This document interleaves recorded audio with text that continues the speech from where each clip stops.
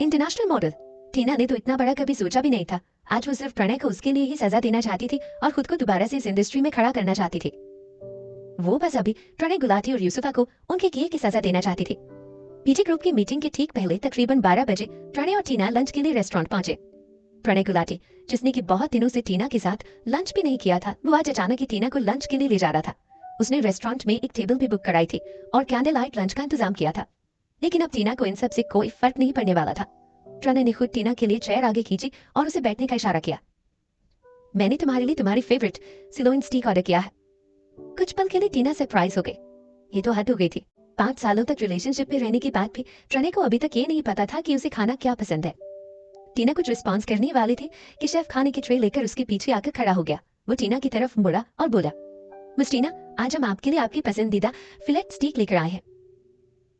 आपकी शादी के लिए फेडरिक रेस्टोरेंट की तरफ से कांग्रेचुलेशन। ये सुनकर प्रणय के चेहरे का रंग अचानक से ही उड़ गया, लेकिन उसके मुंह से एक भी शब्द नहीं निकले। उसने बस चुपचाप टीना की प्लेट हटाते हुए कहा, तुम फिलेट स्टीक कब से खाने लग गए? थैंक यू, बट अभी हमारी शादी नहीं हुई है। टीना ने प्रणय को इग्नोर करते हुए शेफ को बताया। आपकी याददाश्त काफी अच्छी है। मैंने बस एक बार आपको बताया था कि मुझे खाने में फिलेट स्टीक पसंद है और आपको अभी तक याद है। शेफ ने टीना को थैंक यू बोला और फिर वहां से चला गया। अगली बार मैं डेफिनेटली याद रखूंगा कि मेरी पत्नी को खाने में क्या पसंद है। प्रणय ने टीना को अपनी बातों से खुश करने की कोशिश करते हुए कहा, जल्दी करो, चलो खाते हैं। हमें अभी वापस जाकर मीटिंग करके प्रेस कॉन्फ्रेंस की भी तैयारी करनी है ना। टीना ने अंदर से व्यंग्य के भाव से बोला। इसी वक्त उससे एक मैसेज आया। ये 0819 के नाम से था। जब उसने इसे खोला तो पता चला कि ये मैसेज रणविजय ने किया है। 0819 कल की डेट थी, उन दोनों की शादी की डेट। स्टीक मेरी तरफ से उस शेफ का मतलब क्या था?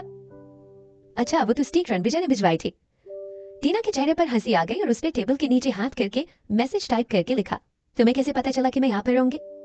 मैं जो कुछ भी ढूंढना चाहता हूँ वो खुद मुझे ढूंढ लेता है, रणविजय ने लिखकर भेजा। टीना इस वक्त अपने फोन में बिजी थी, लेकिन फिर भी वो चौकन्नी होकर रेस्टोरेंट में चारों तरफ देखे जा रही थी। हालांकि रणविजय वहां पर नहीं था, फिर भी जिस तरह वो टीना पर नजर रखे हुए था, टीना को लगा कि वो आसपास ही कहीं है। उसके पास किसी को भी फॉलो करने के बहुत से रास्ते थे। टीना, तुम क्या देख रही हो? प्रणय गुलाटी ने उसकी आंखों के आगे अपना हाथ हिलाते हुए पूछा। वो उससे सवाल पूछने के लफ्ज में बात कर रहा था। ओह कुछ नहीं, टीना ने अपना सर हिलाते हुए कहा और जल्दी से बात बदल दी। प्रणय, हम कब वापस अपनी शादी रजिस्टर करने वाले हैं? ये सब सेटल हो जाने के बाद। तुम्हें तो पता ही है आने वाला टॉप 10 मॉडल अवार्ड यूसुफा के करियर के लिए कितना इंपॉर्टेंट है। टीना, वो बहुत लकी है क्योंकि उसके पास तुम हो, नहीं तो यूसुफा इस वक्त बर्बाद हो चुकी होती। प्रणय ने टीना के ग्लास में रेड वाइन डालने के बाद उसे उसकी तरफ बढ़ाते हुए कहा, जो कुछ भी तुम चाहते हो वो वापस लाने में मैं तुम्हारी मदद करूंगी। टीना ने हल्की मुस्कान के साथ कहा। उसके गालों पर पड़ने वाले डिंपल उसे और खूबसूरत बना रहे थे।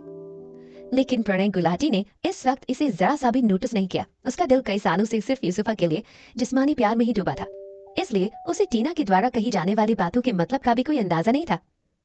टीना, तुम्हें ये सब कुछ झेलना पड़ रहा है।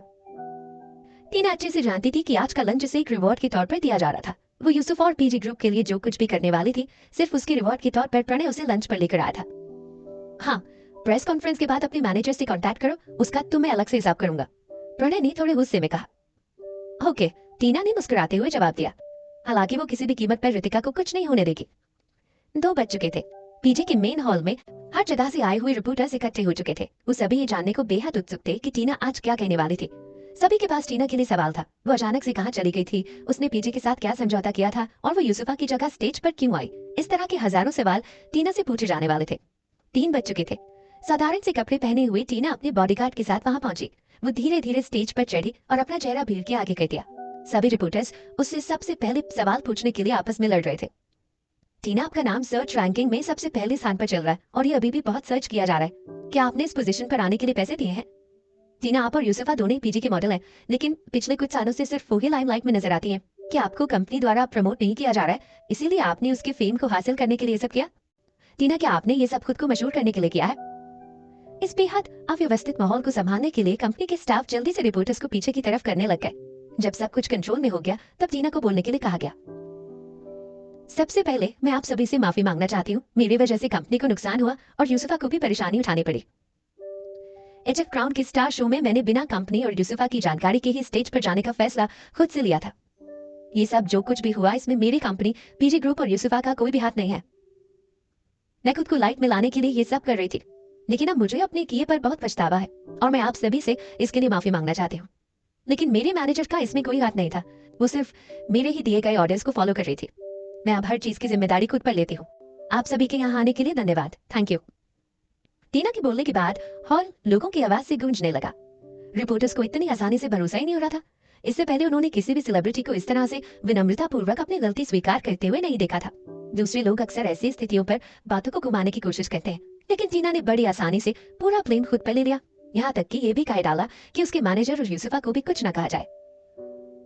टीना को लगा था कि इसके बाद सब कुछ खत्म हो जाएगा, लेकिन प्रणय गुलाटी ने पहले से ही कुछ और करने की तैयारी कर रखी थी। जब उसे लगा कि लोगों का ध्यान अब टीना के ऊपर आकर रुक गया है, तो उसने अपनी कंपनी के असिस्टेंट और डायरेक्टर से ही कहलवा दिया कि ये पहली बार नहीं था जबकि टीना ने ऐसा कुछ किया हो। लेकिन कंपनी और मैं उसे एक और आखिरी मौका देते हैं। टीना, हम आशा करते हैं कि तुम अपनी गलतियों से सीखोगी और अब दोबारा कभी भी ऐसा कुछ नहीं करोगी। प्रणय ने ऐसा बयान इसलिए जारी किया ताकि रितिका द्वारा पीजी ग्रुप पर लगाए गए सभी आरोपों को खत्म किया जा सके। अब तो ऐसा लगने लगा कि पहले भी जब टीना यूसुफा की जगह पर स्टेज पर आई थी तो वो सिर्फ खुद को फेमस करने के लिए ही ऐसा करती थी। प्रणय से गिरा हुआ इंसान शायद इस दुनिया में कोई होगा। टीना मीडिया के आगे माफी मांगने के बाद चुपचाप वहां बैठी रही। प्रेस कॉन्फ्रेंस खत्म होने के बाद कंपनी के स्टाफ की मदद से उसे लोगों की भीड़ से बचाते हुए मेन हॉल में ले जाया गया। इस वक्त हर किसी के मन में टीना को लेकर नफरत भरी हुई थी। जब से टीना ने सबके सामने अपनी गलती मानते हुए पूरी जिम्मेदारी खुद पर ली थी, तब से पब्लिक उसे सिर्फ गुस्से की नजर से देख रही थी। लेकिन अभी तक लोगों को अंदर की बात नहीं पता थी, उन्हें बस सब कुछ ऊपर से ही दिख रहा था। बिजनेस मीटिंग से बाहर आने के बाद रणविजय को अपने स्टाफ के द्वारा इसके बारे में थोड़ा बहुत सुनने को मिला। उसने तुरंत ही अपने असिस्टेंट से आज के प्रेस कॉन्फ्रेंस में हुए हर एक चीज की डिटेल में जानकारी ली। सर, क्या आप टीना मैम के लिए अब कोई स्टैंड लेंगे? नहीं, अब नहीं। मैं देखना चाहता हूँ कि वो इन सब से कैसे निपटती है। रणविजय ने शालीनता से जवाब दिया। उसने पहले ही बताया था कि वो देखना चाहता है कि टीना इस पर कैसे रिएक्ट करती है। पहले भी उसने 2 बार टीना की मदद की थी, लेकिन इस बार वो देखना चाहता था कि टीना इस समस्या को कैसे हल करती है। रणविजय की पत्नी के रूप में क्या वाकई में टीना इतनी मजबूत है?